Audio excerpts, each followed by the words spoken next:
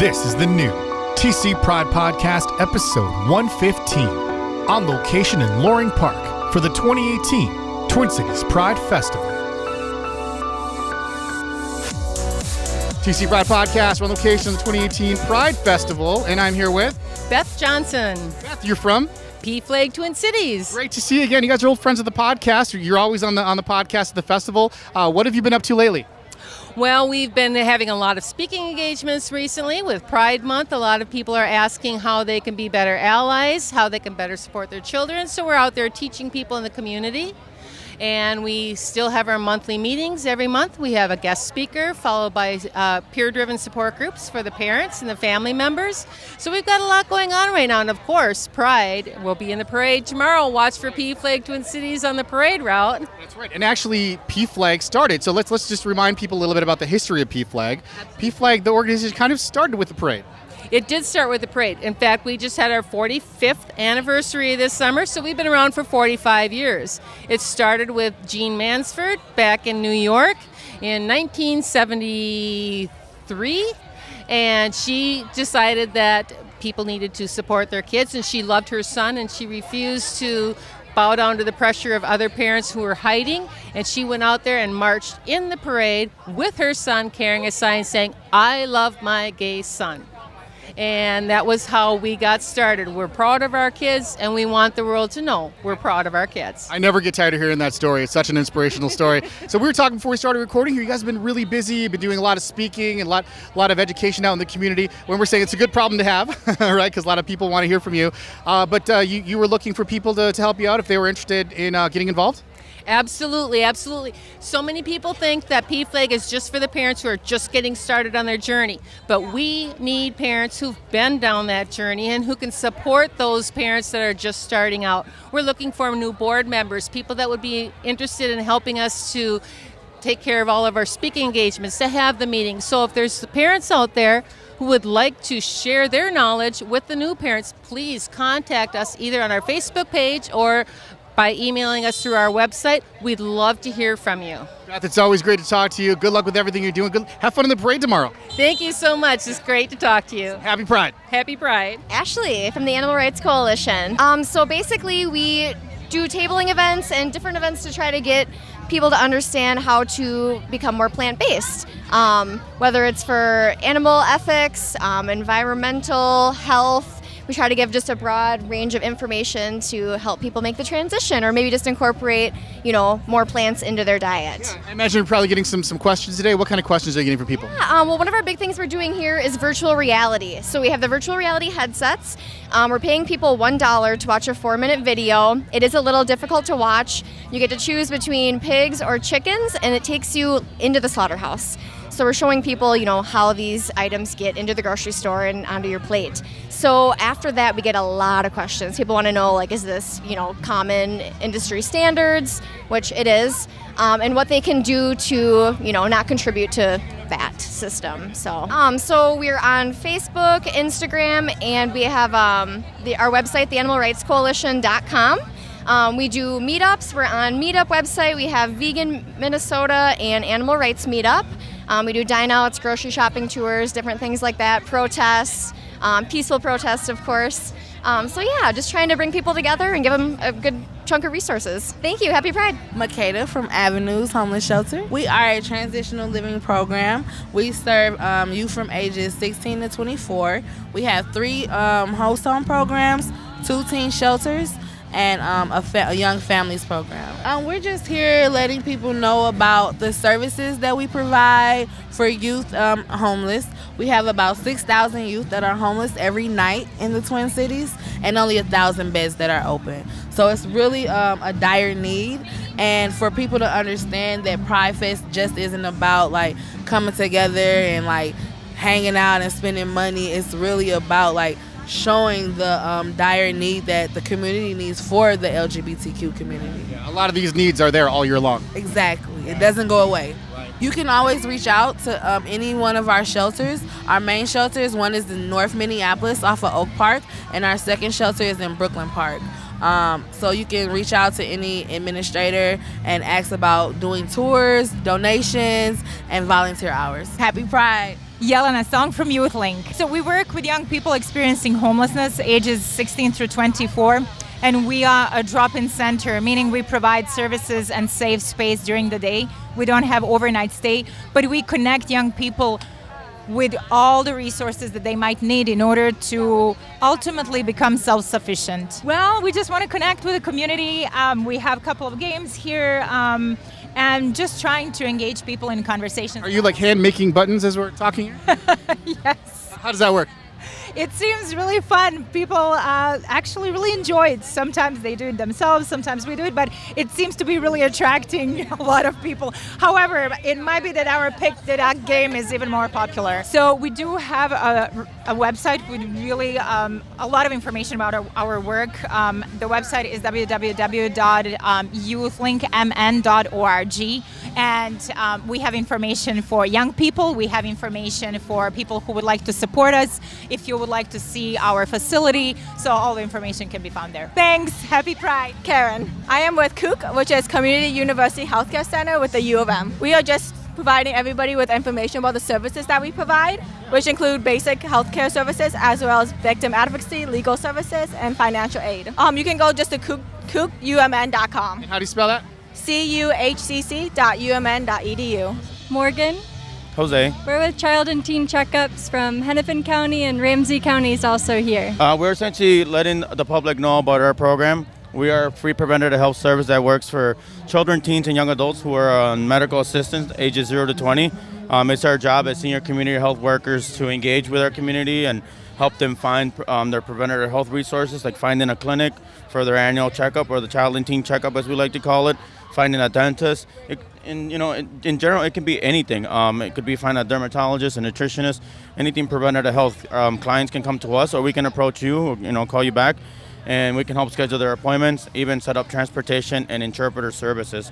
And like I said, it's preventative health. We like to keep following up with our clients, making sure that it's a regular thing, that they are going back to their medical home and just practicing good, healthy lifestyle and essentially making healthy kids into healthy adults. Yeah, we got a couple pins here, just to encourage people to ask me about my pronoun. Don't just assume anything. So we're promoting that. We also have buffs. They're multifunction headbands and sunglasses. And Ramsey County has also got sunscreen, chapstick, and little wristbands. So we have a dental brochure right there. That's our go-to dental resource. But we always tell our clients to give us a call, because we have access to their information, and we can figure out what is the best clinic for them as far as logistics, health plan wise, and we make scheduling the appointment very easy. They can go to hennepin.us Child and Teen Checkups /Child and Teen Checkups, and then I can't remember Ramsey County's website, but I believe it's ramsey.co.us /Child and Teen Checkups. And our number is 612-348-5131. Lizzie Ehrenholt. I'm here with my wife, Anjanette Schussler. We actually both work for the Minnesota Historical Society. The Minnesota Historical Society is a network of historic sites across the state, including the Minnesota History Center in St. Paul.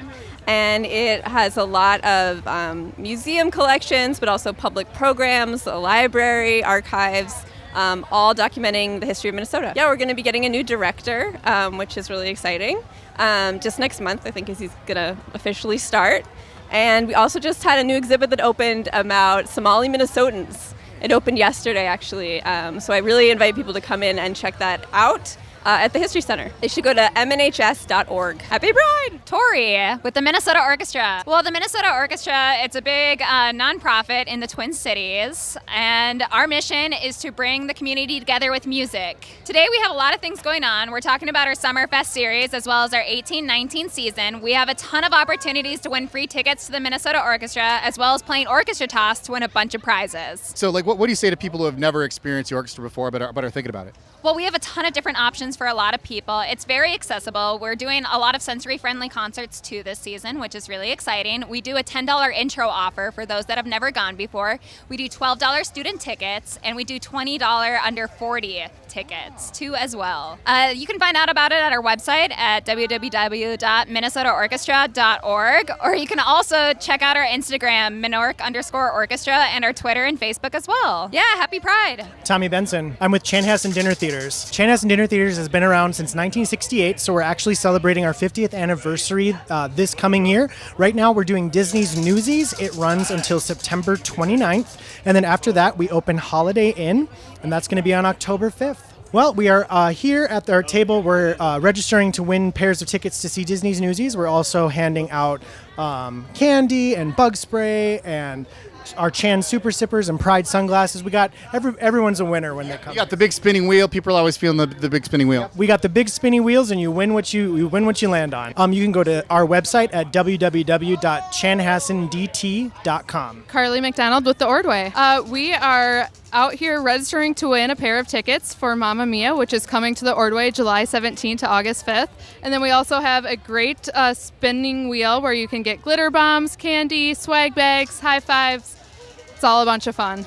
You can go to ordway.org or visit our Facebook page, Ordway Center. Emma, I'm with Minnesota Opera. Well, they're a really awesome opera company in Minnesota. They're in definitely the top 10 opera companies in the state, so we're really lucky to have them here, and they're putting on an amazing season coming up starting in October. 5 operas, definitely worth coming. Everyone's going to have something that they love, so yeah, come on down, visit us at Pride. We've got an amazing prize wheel. We're giving away free tickets, we're giving away sunscreen, we've got sunglasses. It's all going. We've got a stress ball. I've just won here. MinnesotaOpera.org is our website, and yeah, just really keen to get everyone involved in opera. Jenny from SheRockSheRock.com. All right, we are a nonprofit organization here in the Twin Cities, and we run programs, camps, classes for girls, women, gender non-binary, and trans folks. We are giving away stickers. We are giving away bracelets, all kinds of stuff, and then we have a selfie station where they can get their pictures taken. We're on Facebook at SheRockSheRock, and our website is SheRockSheRock.org. Derek Waller, and I'm with the Minnesota Philharmonic Orchestra. So we're here promoting our orchestra. We're a community group, so we're looking for musicians who want to play with us. We're America's first LGBTQ orchestra, and we have 3 concerts a year, so we're also promoting those concerts here. Yeah, and I know in general there's been some education in the community about you don't have to have a degree in orchestra music to be able to appreciate it. It's very accessible for just regular people.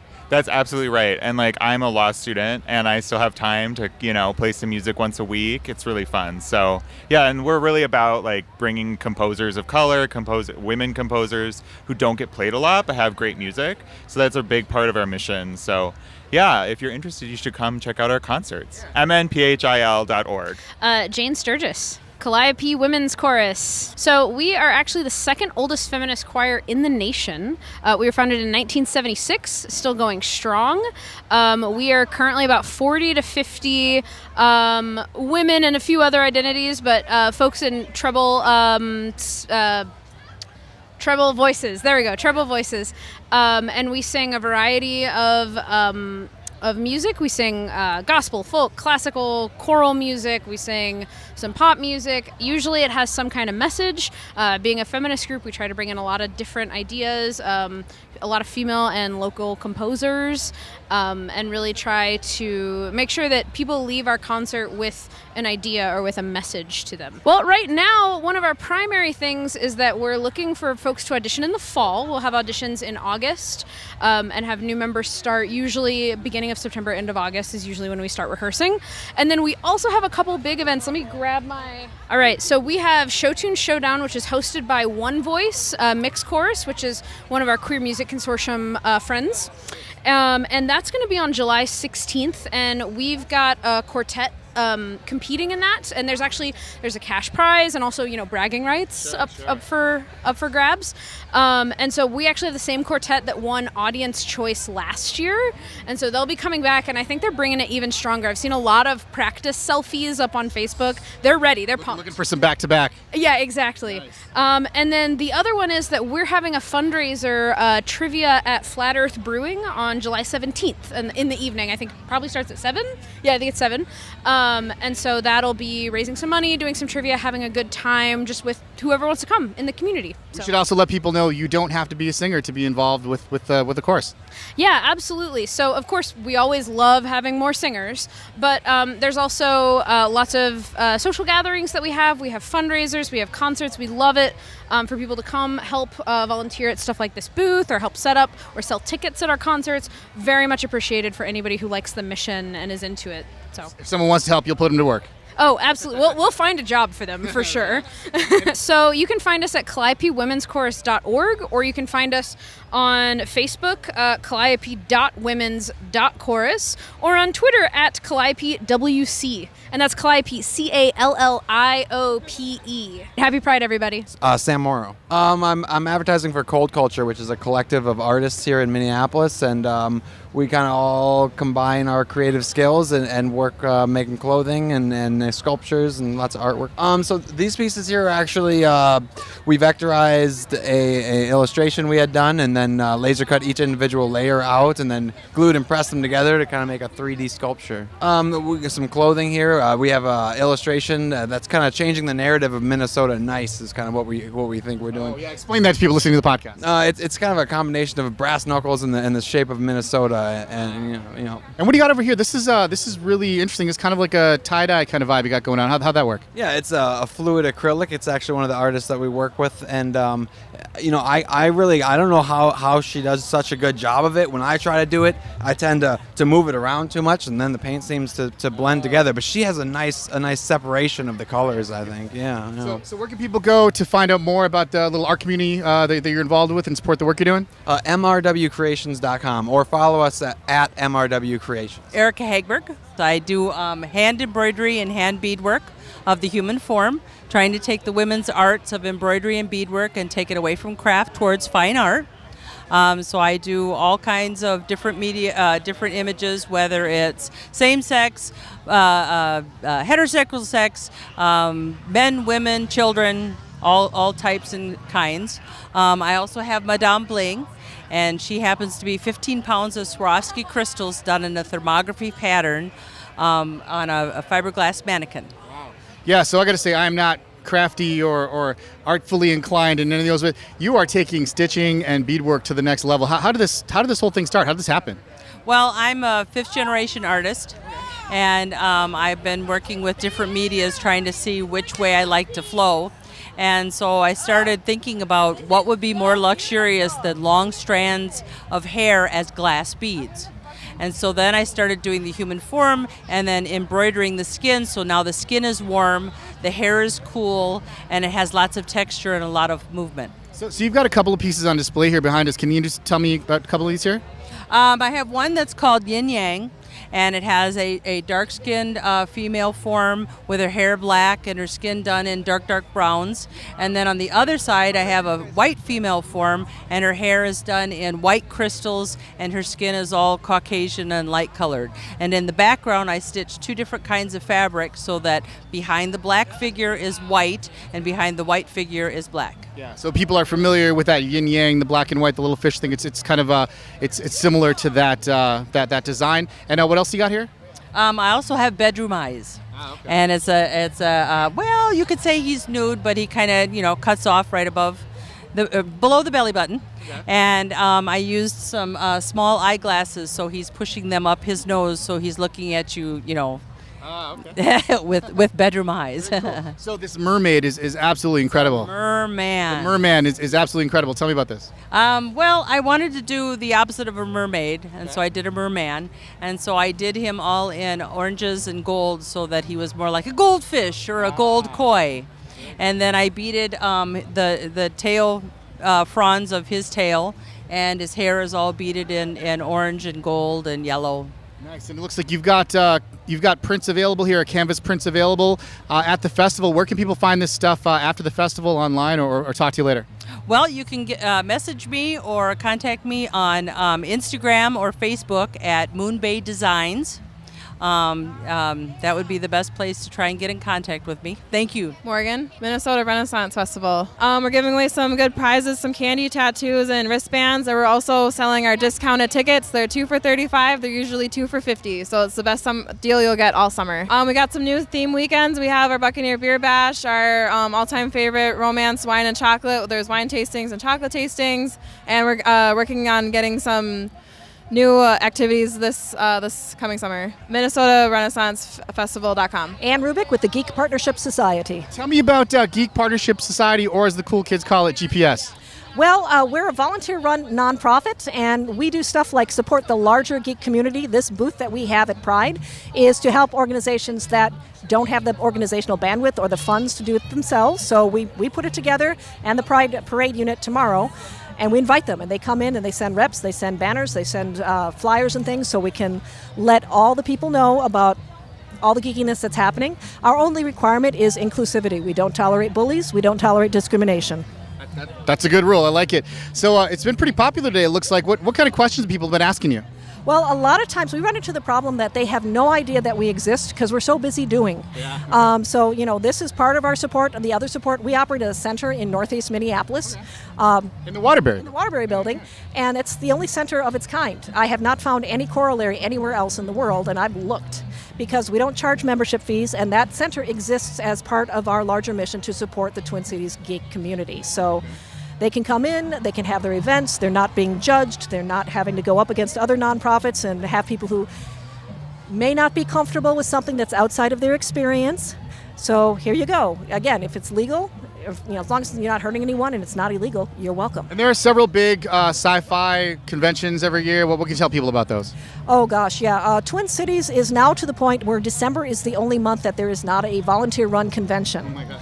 Yes. So the big one coming up in 2 weeks is Convergence. That is actually, Convergence and GPS used to be the same organization, but Convergence has grown to over 6,500 attendees.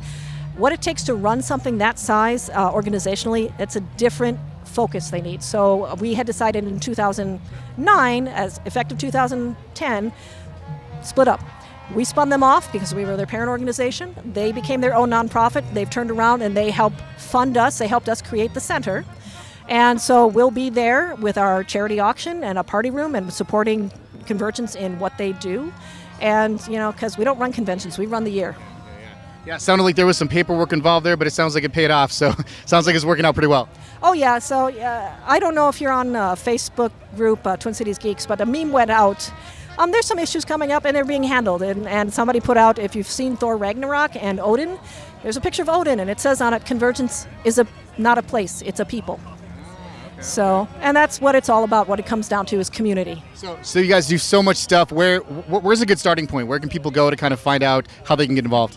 Well, if you go to geekpartnership.org, that is our website. Again, volunteer run. We're trying to keep it as up to date as possible. We have Facebook presence, and some of our larger clubs have their own Facebooks as well, but we cross-post everything.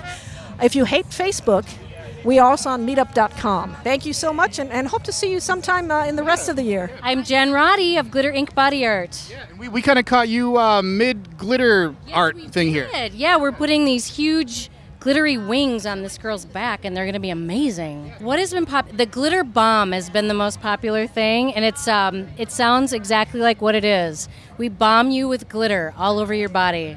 So if you don't like glitter, that is not the thing for you. Who doesn't like glitter, right? So, and we talked about before, this is a family business, right? And you do events kind of all over the area.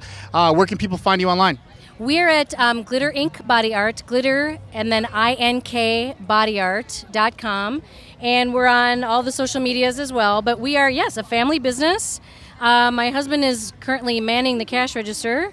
My 2 daughters usually work with me, but one is going to be here tomorrow, and the other one is not able to join us this year. But they've been working this since they were like 11 and 13 years old. So this is our 6th year here. It's very cool. Thank you. Happy Pride. Lacey Perpich Headkey from the future. So what all do you have on your table here? So it's offerings for witches, by witches, also for weirdos. A lot of things are made by women, queer, and trans folks. I have a store called The Future in South Minneapolis. So this is a little bit of what's there. Patches, pins, t-shirts, moon journals, tarot cards, magical crystals, and potions. I've always been a witch, and I've been noticing more and more that there are witches that needed a community space in Minneapolis, so I opened one. You're like, let's do this. Let's just make that community happen. Yeah. And how can people find out about the community online and find out what you're doing? Yeah, so it's at thefuturempls.com, and then on Instagram, it's thefuturempls. Happy Pride! This is Kate Harper. We're with the Midwest Gay Romance Authors. We're a collective of authors. We're not a formal group in the sense that we don't do a lot of events together. We come together for Pride. We each bring our own books. We are here to tell people that the gay romance genre exists, to try and encourage people to try some books, make friends, have people who have not read our stuff have a look at the stories that we write. And we also get new people coming by who are interested in becoming authors, and so it's a chance to kind of connect to some of the new writers in the community and people who may want to be authors. Our group really is pretty much constructed for Pride, but absolutely we're online. We're on Facebook. They come by our Facebook page, Midwest Gay Romance Authors. Say hi. We're always happy to point people to our books and other books and reading, places where they can connect with publishers. So information on the genre and information on getting your books and your reading out there. Don Kaiser, chairman of Confabulous in Gay Lexicon, Minnesota. Don, great to see you again. So you are responsible for Gay Lexicon, which comes every number of years, right? 4 years, yeah. We actually were on location at the last one, did a lot of fantastic interviews. You've got a new con that you're trying to let people know about. What we did was after the 2016 Gay Lexicon, we decided that we wanted to do a smaller convention in between when we do Gay Lexicons. Kind of Relaxicon. It's still a game convention. We have a big game room, track of programming, a con suite. We're going to have a little dealers room this year. But anyway, it's called Confabulous, and we do it in between when we do Gay Lexicon. So we did it last year for the first time in 2017. We're doing it again this year in 2018, and then Gay Lexicon's coming back in 2019. Yeah, what's a good way for people to stay connected and get involved in your organization here? Well, we have a couple of ways. We have a meetup group, and then we also have a Facebook page, and we also have a Twitter page. Yeah, go to our website, confabulous.org, and it has all the links there for our convention coming up in October. And I think the last time, one of the last times we spoke, we talked about how the sci-fi scene has just exploded in the last number of years, and it just keeps getting bigger and bigger.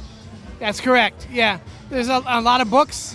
We're still underrepresented in movies as far as LGBT representation, but otherwise literature is doing great, and video games, we're well represented there, and comics were well represented there. So, all right, thank you. Happy Pride to you. Tony Stauber. We're in the Richard Painter for U.S. Senate booth. So Richard is running for U.S. Senate in Al Franken's vacated seat. And Richard has dedicated his whole life to fighting against corruption and fighting for ethics in Washington. So he plans to go to Washington and first and foremost to address the problems with this administration, to bring ethical reform and to make sure that we're holding accountable the people that we elect. Richard also is running on a position of campaign finance reform. He wants to take money out of politics, and that's why he right now is the only candidate in this race who is not taking any money from PACs, super PACs, dark money organizations, because he really believes in practicing what we preach. So Richard is running in the primary for the Democratic ticket, and that is on August 14th. We hope to see you there. Nick Leonard. And where are we right now? Nick Leonard for United States Senate. So which means that we're actually standing here talking to the actual candidate. Yes, I'm the actual candidate here at the Pride Festival, talking to lots of great people who are coming by, asking great questions, and showing support. Which is really cool. We kind of lucked out because that doesn't always happen. You go to the booth and the actual candidate is there. So normally we ask the people who are at the booth to tell me about the candidate, but why don't you tell me about yourself, please? Sure. Yeah, we are the Our Revolution endorsed. That's Bernie Sanders endorsed candidate for the United States Senate, and we're running in the DFL primary for the special election to replace Al Franken. I'm one of the first out gay candidates that could be potentially out in the Senate, and I'm here with my husband, John. We're seeing lots of support here at the festival, which is so important that we have true representation, and I'm really glad to be here and talking to all the people. Yeah, so of course it's going to be a tight race this year. There's a lot of involvement. There's a lot of engagement. What are a couple of things that maybe separate you from the other candidates in the race? Sure, I think there's three things that separate us. The environment, which is I'm a big, strong proponent of. I'm not for the polymet mining. I know my opponent, Ms. Smith, is for that mining. I've been working on environmental issues my whole life. It started in college at St. John's University, studying biology and environmental studies. Big money is a big thing where I'm trying to get big money out of politics. We're not taking any PAC money, and we're only relying on small individual donations, because I think if we're going to make change, we need to actually get money out of politics. You have to vote for someone who's not taking money. And then the last thing is healthcare. We're for single-payer healthcare, and Ms. Smith is not. So so that's a couple of the three issues that are different. We can go to nickleonardforsenate.com and check us out. Thanks so much. Good luck with the race. Happy Pride. Thank you. Happy Pride for you all. Jennifer. I'm with Community of Christ. We are a church that is all-inclusive. We encourage everybody to come join us. We just promote love and acceptance of everybody. So what drew me to your tent here is all these little note cards. Looks like clothespin to the tent. Tell me about what's going on here. These are all notes of encouragement. They're written to youth experiencing homelessness. 40% of youth that are homeless are part of the LGBTQ plus community. So we are taking these notes, and for every note we donate $1 to the Bridge for Youth. Last year we donated over $1,000, and we're going for $2,000 this year. You can go to cofchrist.org, and we're part of the Apple Valley, Minneapolis, and St. Paul branches. William Murray, All God's Children. All God's Children is a MCC church on Park and 31st Street, South Minneapolis. We do a lot with the community. We do Thursday's Table, where we feed the community. We have about 100 people that come each week. At the festival, we have the booth, and then in the morning at 9 o'clock, we are having the church service at the main stage. You can look at agcmcc.org. Happy Pride to you. Heather Kleinworth. Fair Vote Minnesota. So we are advocating and educating around ranked choice voting, which is a voting reform that is more fair and democratic, where you have to get a majority of the vote in order to win, and you get to rank your candidates in order of preference instead of having to just choose one. Yeah, I was kind of hoping you'd educate me on this whole thing a little. So let's talk a little bit more about how this whole system works. Yeah, so you get to rank a first, second, and third choice in order of your preference, and then they count up all the first choices, see where they land. If no one gets 50% plus one vote, then what we do is we drop the lowest vote getting candidate, and we redistribute the second choices for whomever voted for them first, and they reallocate them, and that'll happen until someone does get 50% plus one of the vote. Yeah, so in some ways it kind of sounds kind of complex, like there are a lot of steps involved, but this has worked really well in other places. Yeah, in Minneapolis and St. Paul, and St. Louis Park just adopted it. It may be takes a little longer for the person to tally it, but for the voter, it's quite simple. Everyone knows how to rank their preferences. fairvotemn.org. Happy Pride. Colin Smith. I'm with the North Star Gay Rodeo Association. Colin, long time no see. Yeah, it's been how many days now? Since Thursday. A couple days, right. We were at the Lavender Score Thursday event. They were celebrating inclusion and diversity in the sports and athletics world. What you been up to since then? Getting ready for Pride. And how's it going so far? Pretty good. We got the dance floor down, and that took a little bit of work, and we're very excited to have it up again. Yeah, and of course, you're not here just to have fun and just to celebrate rodeo culture. You're also making a difference. Yeah, we work at that. This is a great venue to offer to everyone to have free dance, and it's a good way for us to promote the upcoming rodeo at the end of July. That's right. And you're involved with several nonprofit organizations helping to raise money. Tell folks, remind folks about that. Yes, our designated charity partner this year is the Aliveness Project, and we always like having a great charity partner like them, and so they're very excited to be working with us, and we can't wait to give them a check after the rodeo. So we're actually at the tent, and so I got to tell you, I'm not super familiar with this style of dancing. What are the folks doing over here? So currently they're two-stepping, which is sort of a syncopated, fairly simple step dance, and there's a lot of line dancing going on. Thank you very much, and where can people find out about everything with NSGRA? Well, I would say they could certainly look for NSGRA at Facebook and visit us online at www.nsgra.org. Thanks so much. Great to see you again. Happy Pride. Thank you very much. The TC Pride Podcast is a production of the nonprofit podcast community and Twin Cities Pride. Subscribe now on iTunes, on Android, or by email at tcpridepodcast.org. Because we're in this together. Non-pod turns your email newsletter, blog, or video content into a more powerful, more personal, more intimate, on-demand listening experience. Your podcast, your story, your voice, simplified, amplified. Learn more now at nonpod.com.